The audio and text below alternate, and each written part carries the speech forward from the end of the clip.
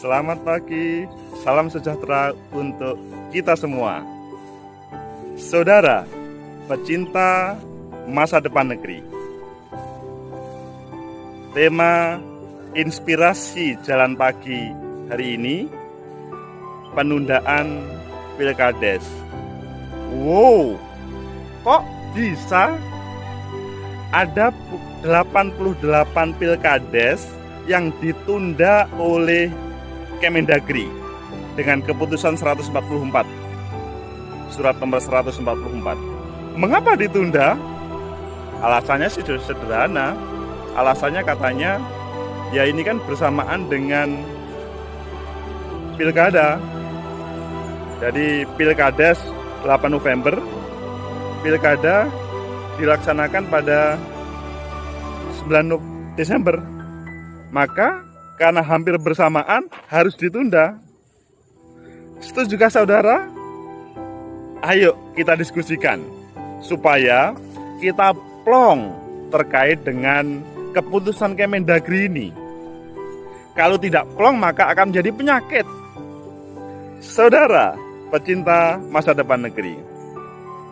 Ya, kalau teori sosial, sosiologi, itu ada rational choice, pilihan rasional untuk kita setuju atau tidak setuju penundaan Pilkades ini. Ya, kalau berbicara Kemendagri, intinya ini bersamaan dengan pilkada, maka pelaksanaannya harus ditunda. Coba duluan mana penentuannya? Pilkada sama Pilkades. Pilkades itu loh sudah paten. Jadi di Sumedang 88 Pilkades itu sudah paten. Kemungkinan di tempat lain juga banyak yang akan melaksanakan, tetapi minimal kita mencontohkan di Sumedang ada 88 Pilkades. Itu agenda yang sudah paten. Tapi kalau pilkada, ya sebetulnya pelaksanaannya seharusnya pada bulan September. Tapi karena COVID-19 akhirnya ditunda. Desember, September, Oktober, November, Desember, 4 bulan. Itu pun sebetulnya pada bulan September itu sudah menggabungkan berbagai pilkada yang tidak bersamaan. Karena ingin tema dibersamakan terkait dengan pilkada itu, maka dilaksanakan pada bulan September, direncanakan bulan September. Karena COVID mundur lagi pada bulan Desember. Itu yang menjadi penjelasan mengapa ditunda oleh penyelenggara pemilu, maksudnya KPU.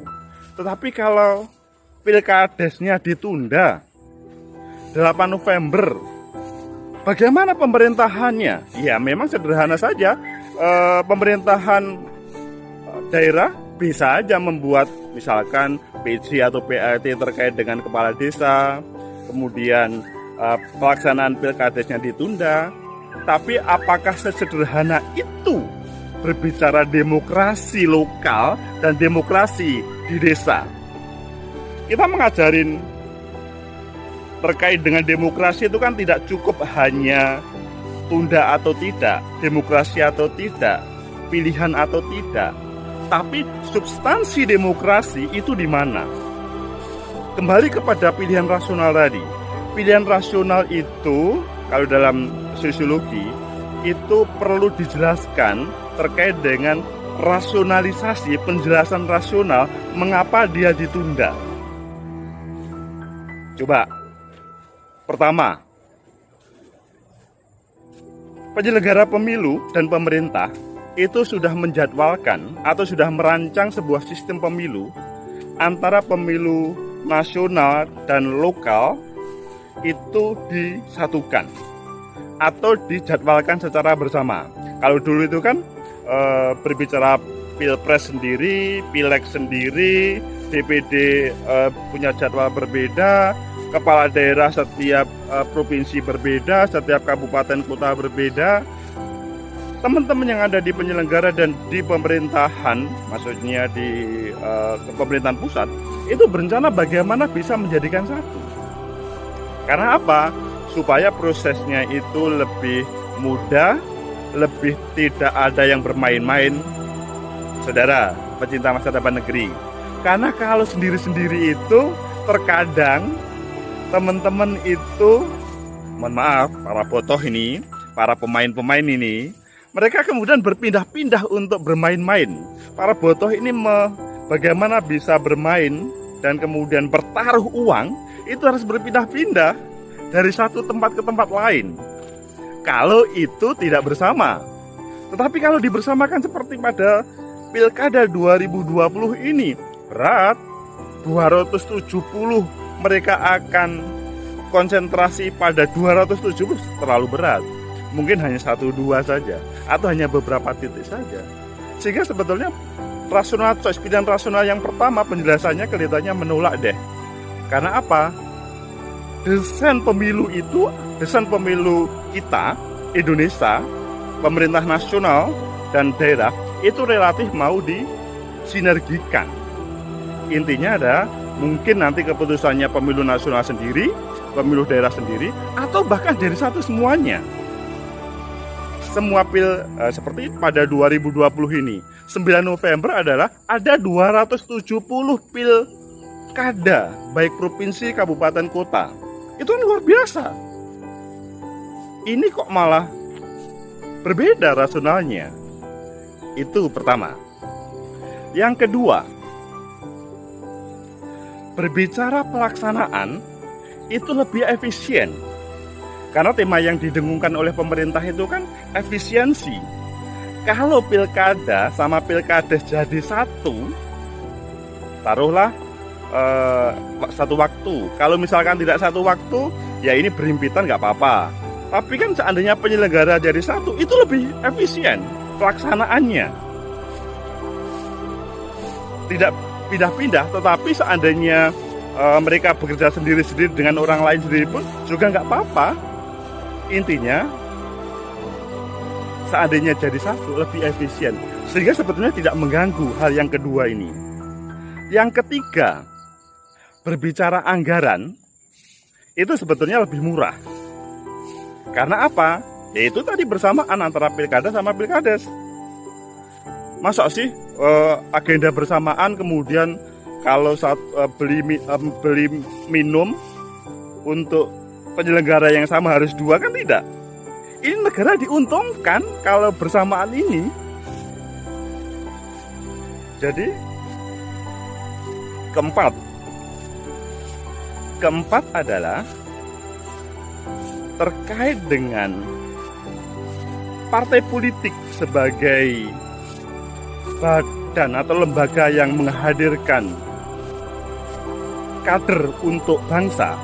Itu selanjutnya lebih mudah berkolaborasi, berkomunikasi, dan lebih detailnya adalah partai politik lebih mudah untuk konsentrasi dalam proses pilkada sama pilkades.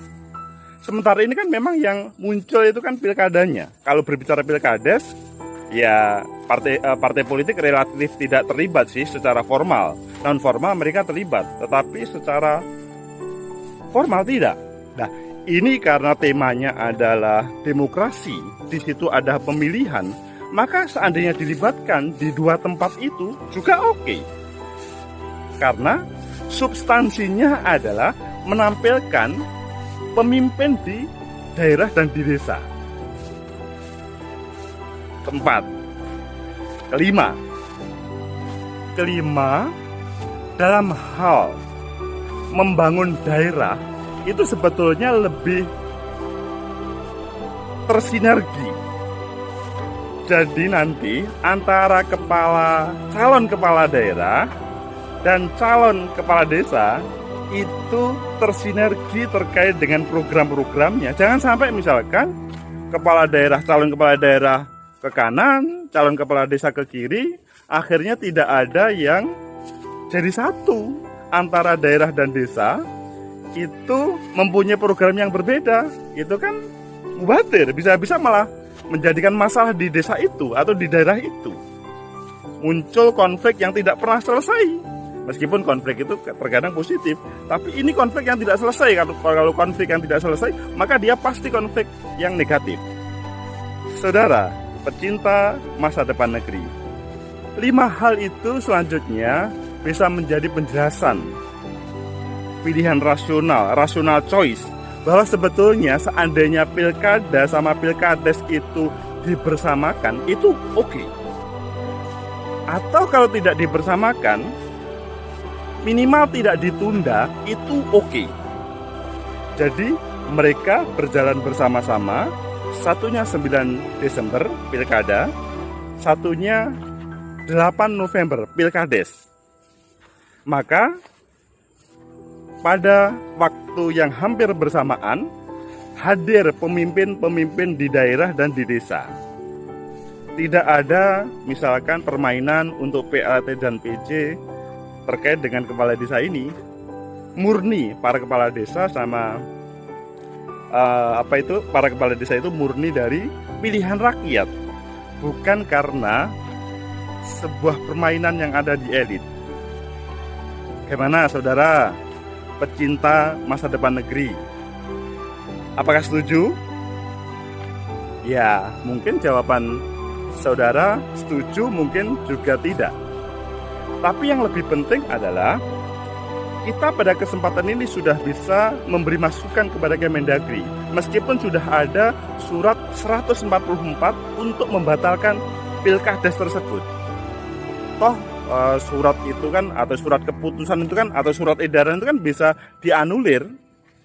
Karena yang saya dengarkan sih, di sana itu loh, anggaran sudah dipakai untuk proses tahapan pilkades. Kalau sudah dipakai kan, ya kasihan nih desanya, sudah berkurang. Seandainya memang tidak ada kan, maksudnya pilkadesnya ditunda kan, anggaran tersebut kan bisa dialokasikan kan untuk penanganan COVID-19. Iya kan, saudara pecinta masa depan negeri? Kita bisanya memberikan masukan, karena mungkin pada waktu itu Kemendagri belum mendapatkan masukan secara pilihan rasional, tetapi hanya ini bersamaan. Kemendagri berpikir ini nanti akan mengganggu, padahal sebetulnya ada banyak hal yang bisa disinergikan. Tidak mengganggu, tapi banyak hal yang dibersamakan untuk membangun negeri ini. Jadi tema untuk kebersamaan dalam proses pembangunan negeri, kolaborasi antara pihak-pihak yang ada di negeri ini kemudian malah ada titik temu dalam proses pilkades sama pilkada yang dibersamakan. Oke, semoga membuka cakrawala yang baru teman-teman Kemendagri, dan semoga teman-teman penyelenggara pemilu, KPU sama Bawaslu kemudian juga perhatian, dan selanjutnya meskipun tidak mempunyai kewenangan sih, selanjutnya juga bisa memberi masukan kepada Kemendagri. Intinya, demokrasi lokal tetap berjalan, demokrasi di desa tetap berjalan, tanpa harus menghalangi prosesnya. Dan yang paling penting adalah hadir para pemimpin di tempat masing-masing sesuai dengan tahapan. Mungkin hal ini bisa diagenda ke depan, yaitu bagaimana pilkada sama pilkades yang hampir bersamaan dijadwalkan, mungkin bahkan kalau berbicara 8 November sama 9 Desember itu hampir bersamaan, dijadwal sekalian bersamaan aja. 5 hal tadi kemudian bisa masuk akal. Yang paling penting, anggaran minim, pekerjaan efisien, demokrasi bisa berjalan, dan akhirnya kesejahteraan, kemakmuran hadir di daerah dan di desa. Saudara pecinta masa depan negeri, semoga ada manfaat. Like, subscribe, and share. Semoga bermanfaat. Sampai jumpa. Terima kasih.